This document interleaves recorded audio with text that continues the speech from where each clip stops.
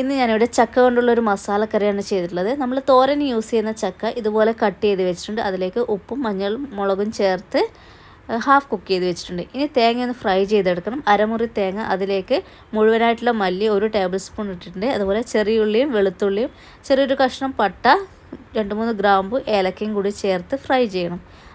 കുറച്ച് ഫ്രൈ ആയ സമയത്ത് നമുക്കിതിലേക്ക് 1 ടീസ്പൂൺ ജീരകവും കുറച്ച് കറിവേപ്പിലയും ചേർത്ത് ഒന്നുകൂടി ഫ്രൈ ചെയ്തെടുക്കുക. ഇതിപ്പോൾ നന്നായിട്ട് ഫ്രൈ ആയി വന്നിട്ടുണ്ട്. നമുക്ക് ഗ്യാസ് ഓഫ് ചെയ്യാം. ഇനി ഒരു മിക്സിയുടെ ജാറിലേക്ക് ഇഞ്ചി, വെളുത്തുള്ളി, കുരുമുളക്, പച്ചമുളക് ചേർത്ത് നന്നായിട്ടൊന്ന് മിക്സ് ചെയ്ത് അരച്ചു കൊടുക്കണം. ഇത് നന്നായിട്ട് അരഞ്ഞ് വന്നിട്ടുണ്ട്. ഓവറായിട്ട് അരയണമെന്നില്ല.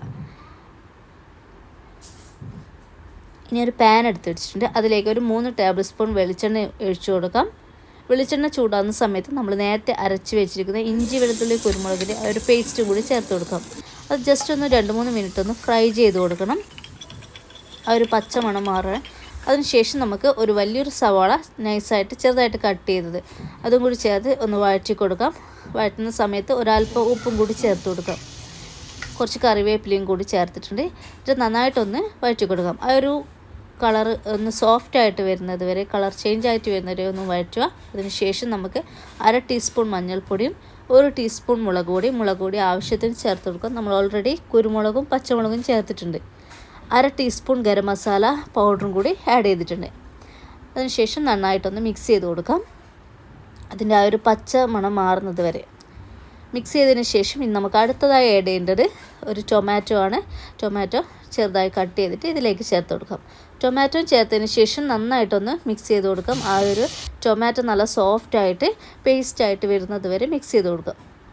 അപ്പോൾ ടൊമാറ്റോ നന്നായിട്ടിപ്പോൾ പേസ്റ്റായി നല്ല സോഫ്റ്റായി വന്നിട്ടുണ്ട്. ഇതിലേക്ക് നമുക്ക് ചക്ക വേവിച്ച് വെച്ച ചക്കയും കൂടി ആഡ് ചെയ്ത് നമുക്കൊന്ന് മൂടി വെച്ച് കൊടുക്കാം. കുറച്ച് സമയം ഒന്ന് കുക്കാവട്ടെ. അതിനുശേഷം നമുക്കിതിലേക്ക് തേങ്ങ നമ്മൾ അരച്ച് വെച്ചിട്ടുണ്ട്. തേങ്ങയുടെ മിക്സ് കൂടി ചേർത്ത് കൊടുക്കാം. ഒരു 5 മിനിറ്റ് മൂടി വെച്ചിട്ടുണ്ടായിരുന്നു. ഇപ്പോൾ ചക്ക ആവശ്യത്തിന് വെന്തിട്ടുണ്ട്. ഇപ്പോൾ നമ്മൾ ആദ്യം ഹാഫ് കുക്കായിരുന്നു ചെയ്തത്, ബാക്കി ഈ ഒരു സമയത്ത് നന്നായിട്ട് വെന്ത് വന്നിട്ടുണ്ട്. ഇനി ഇതിലേക്ക് തേങ്ങ അരച്ചതിൻ്റെ ആ ഒരു മിക്സും കൂടി ചേർത്ത് കൊടുക്കാം. ആ മിക്സിയുടെ ജാറിൽ തന്നെ ഒരല്പം വെള്ളം കൂടി ഒഴിച്ച് ഇതിലേക്ക് ഒഴിച്ചു കൊടുക്കാം. അപ്പോൾ നമ്മൾ ആവശ്യത്തിനനുസരിച്ച് നമ്മുടെ ഗ്രേവി എത്ര വേണോ അതിനനുസരിച്ച് നമുക്ക് ഇതിലേക്ക് വെള്ളം ഒഴിച്ച് ചേർത്ത് നന്നായിട്ട് ഇനി ഒന്ന് തിളപ്പിച്ച് കൊടുക്കണം. ഒരല്പം കറിവേപ്പിലയും കൂടി ചേർത്ത് കൊടുക്കാം. കുറച്ച് ടൈറ്റ് ആയിരിക്കുമ്പോഴാണ് ഈ ഒരു കറി നമുക്ക് ചോറിൻ്റെ കൂടെ കഴിക്കുമ്പോൾ ഒരു ടേസ്റ്റ് വരുന്നത്. അപ്പോൾ ഒന്ന് തിളപ്പിച്ച് നല്ല ടൈറ്റാക്കി എടുക്കുക. നമുക്ക് മൂടി വെച്ച് അടച്ച് വെച്ചിട്ടുണ്ട്. അപ്പോൾ നമ്മുടെ കറി നമ്മൾ ഓപ്പൺ ചെയ്തു. അപ്പോൾ കറി റെഡി ആയിട്ടുണ്ട്. അപ്പോൾ നമ്മൾ ഗ്യാസ് ഓഫ് ചെയ്തിട്ടുണ്ട്. ഇനി നമുക്കിതിലേക്കൊന്ന് വറവിടണം.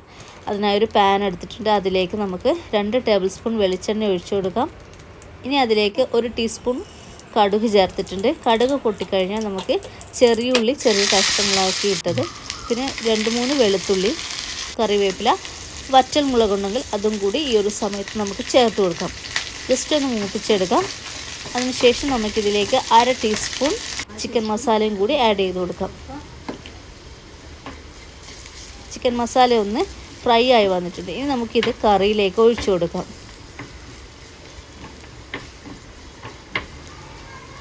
ചിക്കൻ മസാല കൂടി ആഡ് ചെയ്യുന്ന സമയത്ത് നമുക്ക് കുറച്ചുകൂടി ടേസ്റ്റ് ലഭിക്കും. അപ്പോൾ ഇത്രയേ ഉള്ളൂ, നമ്മുടെ കറി റെഡി ആയിട്ടുണ്ട്. ചിക്കൻ കറിയുടെ ആ ഒരു ടേസ്റ്റിൽ വരുന്ന ചക്കക്കറിയാണ്. അപ്പോൾ എല്ലാവരും ഒന്ന് ട്രൈ ചെയ്ത് നോക്കണം. നമ്മൾ കുറച്ചുകൂടി ഒന്ന് ഇരിക്കുമ്പോഴേക്കും കുറച്ചുകൂടി ഒന്ന് ടൈറ്റായി വന്നിട്ടുണ്ട് കറി. നമുക്ക് ചോറിൻ്റെ കൂടെയും ചപ്പാത്തിയുടെ കൂടെയൊക്കെ കഴിക്കാൻ പറ്റും. അപ്പോൾ ഈ ഒരു സ്റ്റൈലിൽ എല്ലാവരും ഒന്ന് ട്രൈ ചെയ്ത് നോക്കുക. വീഡിയോ ഇഷ്ടപ്പെട്ടാൽ ലൈക്ക് ചെയ്യുക, ഷെയർ ചെയ്യുക, സബ്സ്ക്രൈബ് ചെയ്യുക. Thank you.